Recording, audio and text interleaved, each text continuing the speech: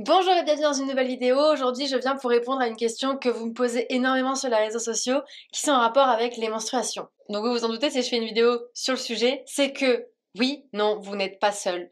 La période de règles nous met dans un état tel que notre comportement alimentaire peut changer. En fait, pendant nos règles, notre corps subit des variations hormonales, ce qui fait que on est parfois à fleur de peau et ce qui peut être responsable de pas mal d'envie de manger émotionnel. Donc c'est normal d'avoir plus envie de manger au cours de la journée, ça sert à rien de s'inquiéter. La meilleure chose à faire dans ces cas-là, c'est d'avoir de quoi déjà assouvir les envies avec la boîte à gourmandise. Pour ceux qui connaissent pas la boîte à gourmandise, c'est juste une boîte ou une partie du placard que l'on réserve juste à soi, justement pour les envies de manger émotionnelles, pour les moments où voilà, psychologiquement, émotionnellement, ça va pas trop, où on sent que là, on a envie de manger un aliment qui va être éventuellement calorique, gras ou sucré, qui nous fait plaisir, qui va avoir pour but de nous réconforter, pour justement éviter d'être frustré et que ça parte en compensation par la suite, parce que là, on aurait été en hyper frustration et qu'à un moment donné, bah, de toute façon, il faut bien que ça pète. Une fois qu'on a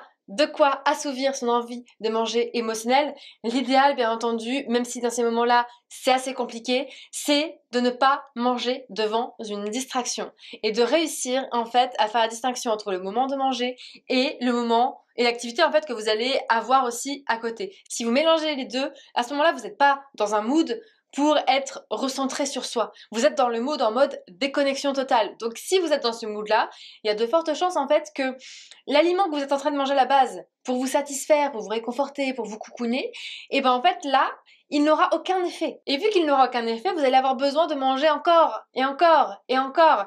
Et là, ça peut prendre de grosses proportions qui peut en effet vous faire peur.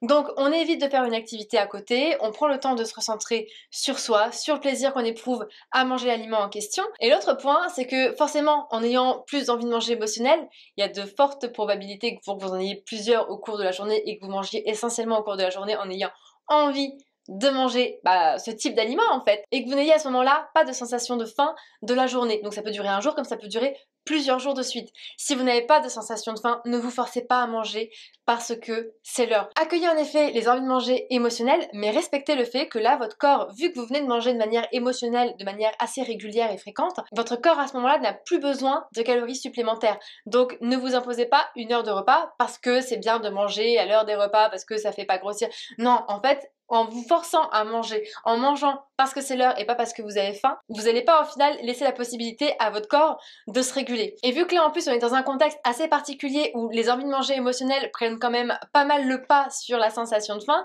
il y a des chances du coup que pendant plusieurs jours vous ne ressentiez plus du tout la sensation de faim, mais que des envies de manger émotionnelles. Donc vous laissez passer cette période-là, tout va bien se passer, à un moment donné le corps va se re-réguler correctement. La seule chose à garder en tête, c'est qu'on ne se force plus à manger parce que c'est l'heure. Et quand hormonalement parlant, ça se sera restabilisé, la faim pourra de nouveau revenir. Et là, ce sera le moment pour vous éventuellement de recalibrer, de rejongler en fait avec vos prises alimentaires pour faire en sorte que la faim arrive là où vous le souhaitez si jamais il y a eu un décalage qui s'est produit dû aux envies de manger émotionnelles qui se sont un petit peu éparpillés au cours de la journée. Il faut pas oublier non plus que chaque personne est différente et réagit différemment à certaines situations ou certains contextes. Donc je sais que moi par exemple, il y a des fois où émotionnellement je sens que là j'ai plus envie de manger émotionnel pendant les périodes de règles, mais il y a des fois où j'ai vraiment pas l'impression que mes envies de manger émotionnelles sont plus importantes qu'à d'autres moments. Par contre, je risque parfois d'avoir peut-être un peu plus vite la sensation de faim ou d'avoir des envies de manger un peu plus précise, c'est-à-dire pas des aliments qui sont là dans le but de combler une envie de manger émotionnelle, mais une envie d'aliments qui pourrait répondre plus à un besoin nutritionnel de par la perte que mon corps est en train de vivre. Donc pour faire le bilan là, des conseils que je viens de vous donner, c'est on déstresse, avoir plus envie de manger ou plus de sensation de faim pendant la période de règles, c'est totalement normal. Ça fait partie de nous, il faut juste accepter et puis surtout ne pas dramatiser parce que ça va finir de toute façon par se réguler. Donc faites confiance à votre corps et surtout écoutez-le, ne vous forcez pas à manger parce que c'est l'heure. J'espère éventuellement que cette vidéo aura pu répondre à cette interrogation là que vous aviez de savoir si c'était normal, pas normal, comment faire.